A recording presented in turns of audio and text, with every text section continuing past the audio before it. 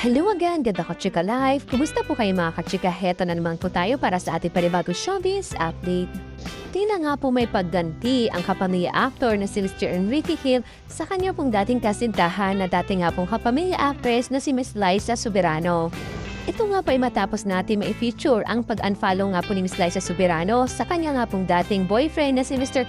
Enrique Hill at sa rumor boyfriend nga po nitong si Mr. Jeffrey Oy na dati nga pong CEO o kasyosyo nga po ito dati ni Mr. James Reid sa Careless. Napansin nga po natin ito at lalong-lalo na nga po ang mga netizen kaya naman po pinag-uusapan nga po ito sa X na dati nga pong Twitter. At dahil nga po dito, kinonfirm nga natin at ating pinuntahan nga po ang IG account nga po ni Mr. Enrique Hill kung totoo po bang in-unfollow na rin si Miss Liza Soberano. Matapos natin makita nga po ay talaga nga po nang wala na nga pong pangalan doon si Miss Liza sa IG account nga po ni Mr. Enrique Hill. Matatandaan nga po kamakailan, isiniwalat nga po ni Miss Liza ang katotohanan ukol nga po sa kanilang relasyon. Tinamin nga po ng actress na matagal na pala silang hiwalay ni Mr. Enrique na siyang ibinunyag na po sa isang podcast. I've been honestly itching to tell people this because I haven't been very truthful. Ken hasn't been very truthful. Ken and I broke up, but yeah, we've been broke up for almost 3 years now. And the reason, well, originally, the reason why we haven't said anything about it because Enrique or Ken asked me not to say anything about it first. Saad nga po ng actress sa podcast nga po na Can I Come In? Isa nga po itong podcast, Cinemag Documentary, sa YouTube channel nga po ni Miss Liza Soberano. Samantala, dumako naman po tayo sa iba nating showbiz update. Nakakatuwa nga po itong si Miss Darren Espanto. Dahil nga po sa ginawa niya, nananagawagan nga po itong si Miss Darren. Sa TikTok nga po na ibalik nga po ang dance video nila ni Mr. Bong Navarro kung saan nga po makikita sa likuran nga po nila si Miss Vice Ganda na nagbibihis. Naikwento nga po kasi ni Mr. Bong sa 8 Showtime kahapon nga po Monday, January 19, 2026 na naghihinaya nga po sa video nila na binura nga po ng TikTok. Sa video nga po habang ginagawa nga po ni Bong at Mr. Darren ang Say the Word on Beat Dance Challenge ay nasa likod nga pa nila si Miss Vice Ganda na walang kaalam-alam na nabibidyohan nga po sa kanyang pagbibihis. Makikita nga po ang paghubad ni Miss Vice Ganda sa kanyang outfit hanggang maiwan na nga lang po ang suot ni Tongtong bodysuit. Halos makita na nga po ang puwet ni Miss Vice Ganda sa video na iyon.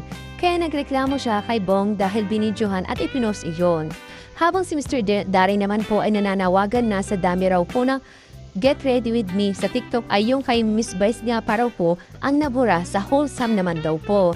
Buti na lang po nasa Facebook pa rin po ang nasabing reel na may 53 million views na nga po hanggang ngayon. Samantala, finally, sumabak na nga rin po sa pag-arte si Miss Universe 2018 Catriona Gray. Marami nga pong nagulat na makita nga po si Miss Catriona sa official trailer nga po ng reunion movie ni Ann Curtis at Mr. Jericho Rosales ang The Loved One. Walang details tungkol nga po sa sinabi sa kung anong character nga po niya sa movie. At sobrang bilis nga din po ang mga eksena niya na pinakita nga po sa trailer. Base nga po sa trailer at sa promotional photo nga po na nilabas ay nasa office ang setting ng kanyang character. Naintriga nga po tuloy ang mga netizen kung ano nga bang role ng beauty queen at kung paano may lalabas ng direktor ng pelikula na si Irene Villamor ang talento ni Miss Catriona Gray sa pag-arte. Sa ngayon nga po ay may 8 million organic cumulated na po views ang nasabing trailer.